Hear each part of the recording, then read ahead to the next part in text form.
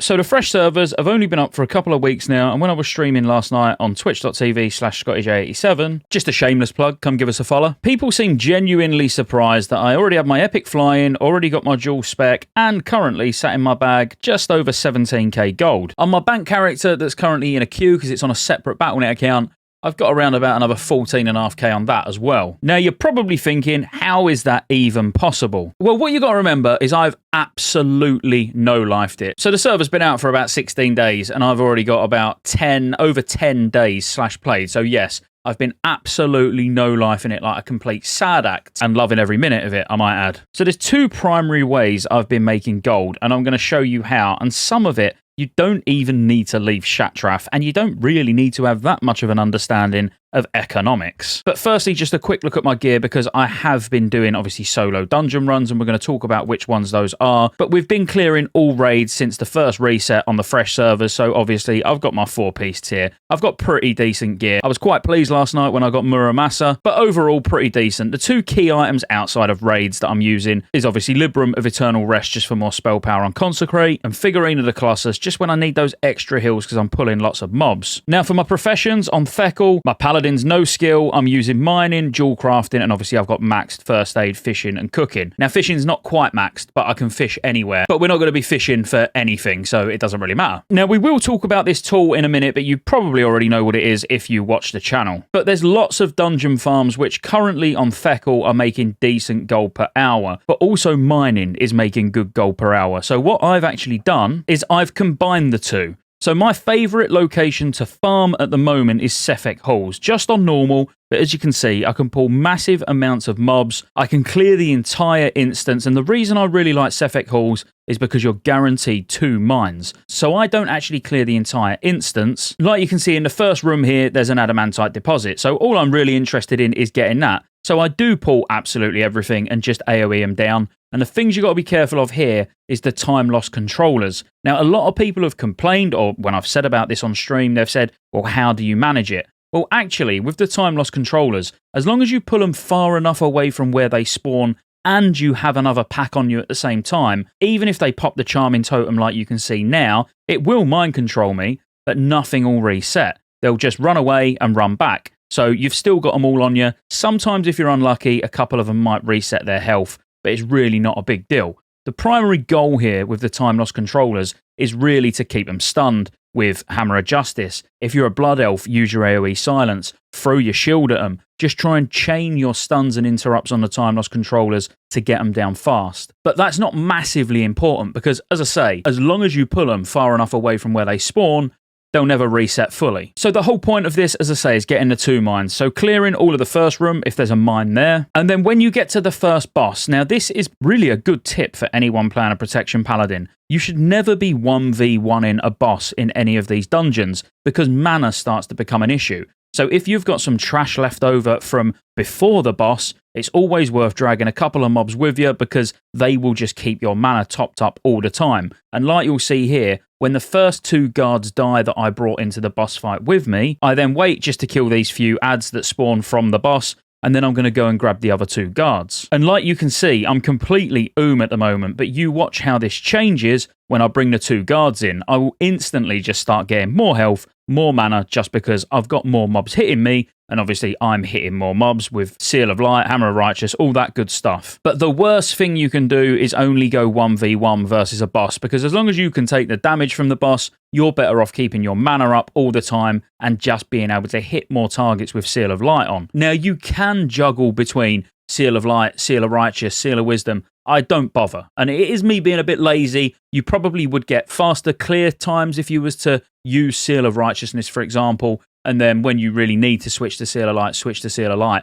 But I do such big pulls, like every pull I pull 4 or 5 packs, that it's just safer just to use Seal of Light all the way through. But in this particular run, you can see the next mine is in the room before the last boss. Well, it's actually 2 rooms before the last boss, technically. So all I'm actually going to do is just clear up to that mine, get that mine, go out and reset. Ignore Kiwi Farm and Net on the side because I didn't even start the session until about halfway through. And again, that was purely because someone told me to get Kiwi Farm and I was like, oh, all right, I'll give it a go. So I gave it a go in here.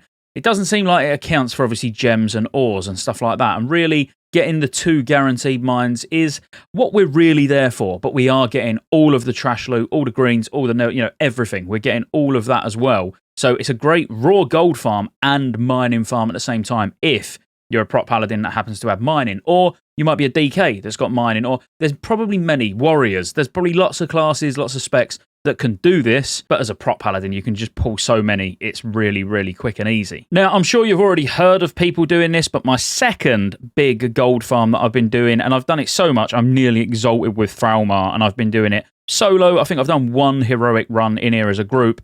Everything else has been solo.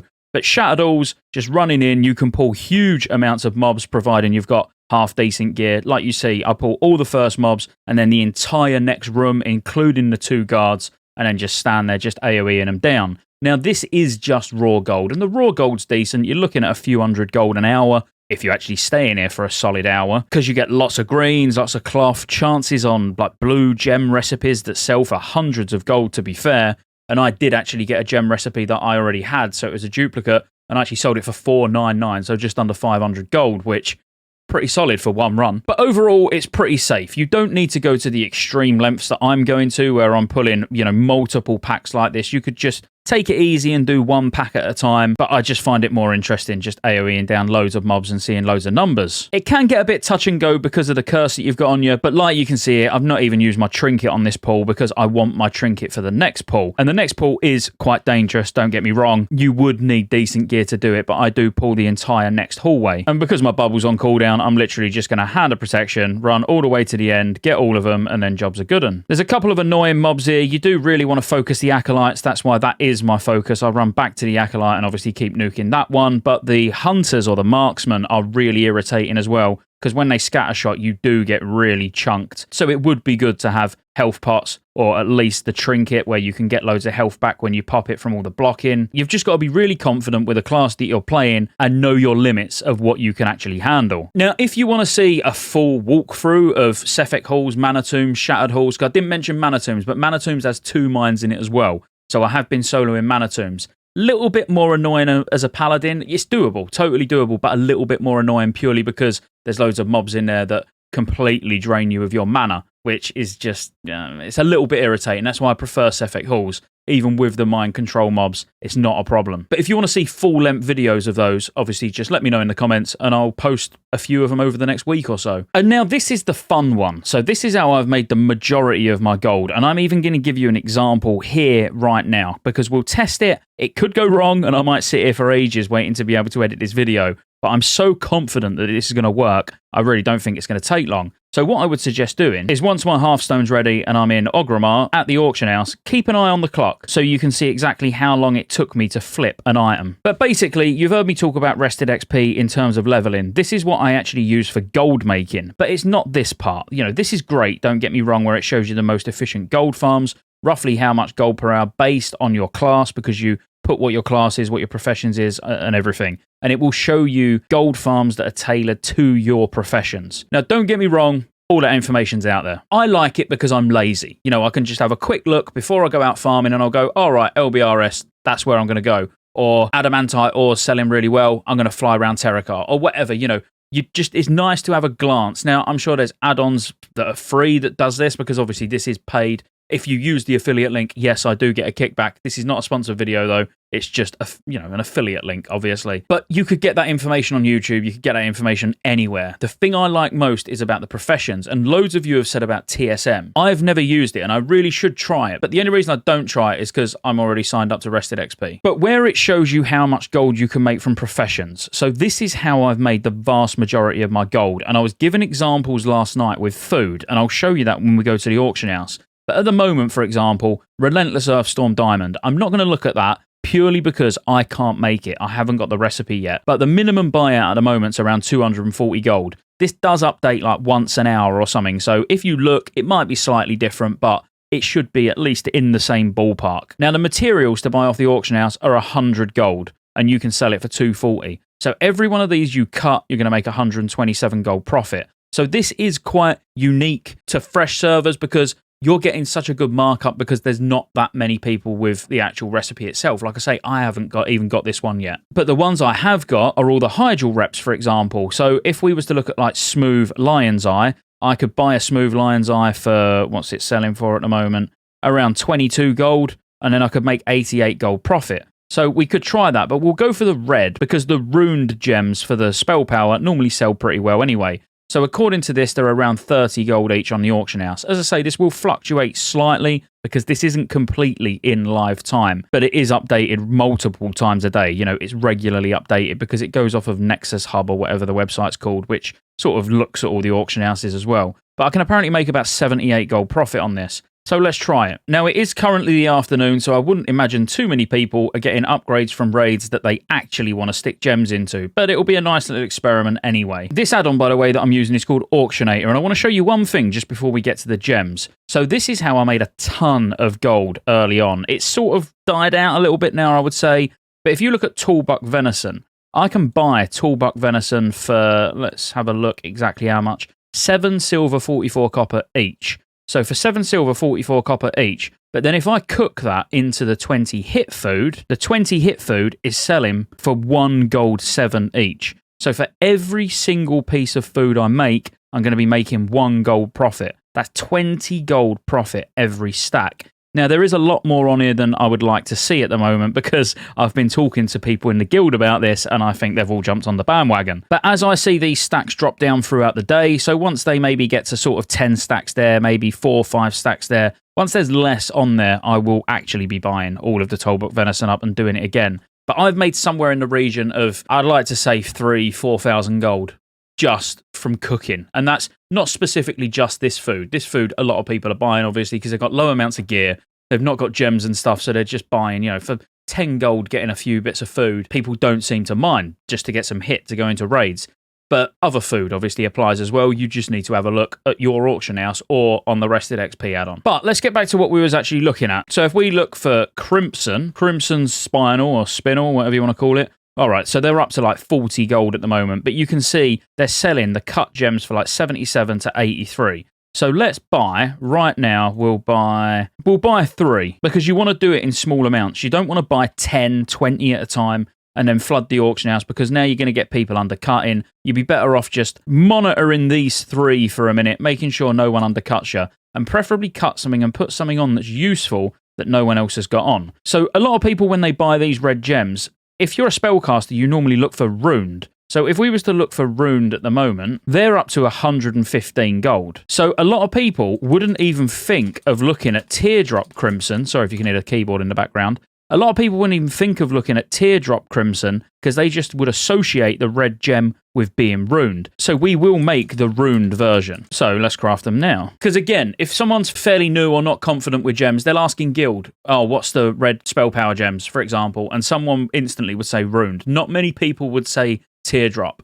Bit of a sneaky little tip. I also bought a Lion's Eye, which we'll put that on in a sec. But first of all, let's sell these rune gems first. So 115 gold each. So if I put those on, I'm now going to be the cheapest. So if we go to shopping, look for Rune Crimson, it should be mine that comes up first, which is me. So that's great. So we know anyone who goes and searches for Rune Crimson Spinels, they are going to find mine first at the moment. But, you know, you can keep your eye on that for half an hour or so. If they ain't sold by then you've probably been undercut. And now next up, we're just going to look for Lion's Eye and see which Lion's Eye are doing the best. It's really strange how the Lion's Eye have gone up to 60 gold at the moment. But if you look at Brilliant, I mean, there's only one 10 intellect gem on there at the moment. So we could pretty much charge what we want, but we'll be realistic. So I bought it for 59 gold, or just under 60 gold. Let's make a Brilliant, because there's a lot of Paladins, a lot of Holy Paladins, and I also made a lot of gold from making the 8 intellect gems early on, because a lot of Paladins are just gemming straight intellect. So we'll sell that. 911 gold is obviously absolutely ridiculous. So we'll sell it for 139 gold. That's a reasonable price. We're getting a really, really decent profit on the basis we just spent 60 gold on it. Also, just while we're here, I will buy some of the Toolbuck steak just to prove that this works. So I'm going to buy a stack of 20 for 1 gold 48, and I'm going to cook those and put them on for just over 1 gold each. While that's cooking, I should have mentioned when I said earlier that it's daytime, people won't be raiding. People are always getting brutal gear at the moment, though, so actually any of this could sell at any time of the day, to be fair. Right, I've got all my toolbuck venison cooked, so let's now stick that on as well. So 20 hit rating food. We're going to put 1 stack of 20. That's going to be 21 gold 59. So that is going to be about a 20 gold profit. If I can put 1 in, right? There we go. Now, what I could do while I'm waiting for some to sell is have another look at if there's anything with smaller profit but higher amounts of sales happening. So, for example, people dinging 70 and just buying some really quick upgrades, you know, like heavy fell steel ring, for example. People are paying about 89 gold for it at the moment, costs 55 gold in materials for a 22 gold profit. We could try that, but I can't be bothered. Rigid Dawnstone, just being a 16 gold profit, is not too bad at all, because at the moment they're selling for about 40 gold each and 20 gold for the actual gem itself. They've actually tanked in price massively since the last update. So if we now look at Rigid Dawnstone, they are selling for 40 gold. So the Rigid Dawnstone itself is selling for 40 gold. Yeah, so that's right. They are selling for 40 gold, my bad. But the Dawnstone itself has gone down to 15 gold where it said 1950 before. So let's buy a few of these and cut a few of those as well and put them on. So 15 gold, 18 gold. They're starting to go up a little bit now. But we'll just get 4. We'll cut 4 hit gems and put those on for 40 gold each, so we're looking at over 20 gold profit. I bought 2 there, actually. So we've got 5. I wasn't reading properly, don't judge me. Either way, it'll be a big profit if they all sell. Just before I do that, I'm also going to check Brilliant Dawnstone, because as I say, the intellect gems have been selling higher, and like you can see, there's only 9 available and they're 49 gold each. We'll cut 3 Brilliant and 2 Rigid, because either way it's going to be big profit on both, but rather than just putting all our eggs in one basket, we might be able to sell a couple of these at a little bit of a lower price, but get a quicker sell. More chance of them selling before we start getting undercut. So we'll just get both of these listed. 39 gold each for those, and 49 gold each for those. You can see in the chat straight away, they've only been posted for a second. 2 of the Brilliant Dawnstones have already been bought, which kind of makes me wish I put more Brilliant on and less Rigid, but that is the gamble you have to take. So actually, just by standing at the auction house, we made about 35 gold profit on each of those. So that's a decent whack of gold for literally no effort whatsoever. And it's not something I would be looking at. I wouldn't be looking at every single gem. It's just so much easier to just flick through here, look at the things that are making the biggest amount of gold, and then buying the materials. So even though the figures are not 100% up to date in real time, it's still close enough every time to know that you're going to make decent profit. Now, I'm going to be starting a series of videos called Road to Gold Cap, and it'll be 1 video a week, just updating how my gold's going and what direction it's going in. Hopefully up, although it will take a bit of a dip in RAF because I'm going to buy the Repair Mammoth, which I know a lot of people are going to want to get, but yeah, I definitely want that. So rather than sitting here waiting for everything to sell, because I was hoping it would have been a bit quicker than this, I'm not going to lie, but rather than waiting for everything to sell, I'll make sure I include in the first sort of Road to Gold Cap video, which will come next week now, the sales, and make sure I show you that these did actually all sell, which they will. Even if I have to knock a gold or 2 off of them if I get undercut, they're still all going to sell for massive, massive profit. So if this has been useful to you, and obviously you like the look of the Rested XP tool that I'm using, which is called Gold Assistant, there's a link in the description or the pinned comment. Make sure you use my affiliate link there, because obviously it helps support me, support the channel, keep me being able to put content out. That's the main thing. And obviously, yeah, like and subscribe and roll the outro. There's lots of ways you can support the channel to keep me here putting out World of Warcraft content and covering all future MMOs. Consider joining the channel as a member. You get access to emotes. Everyone will know you're a member when you comment on future videos because you get a nice icon next to your name. And you get access to members-only videos, which I'll be putting a lot of on the channel throughout the year. Additionally, there's a Patreon link in the description as well. Thank you for watching all the way to the end, and I'll see you on the next one.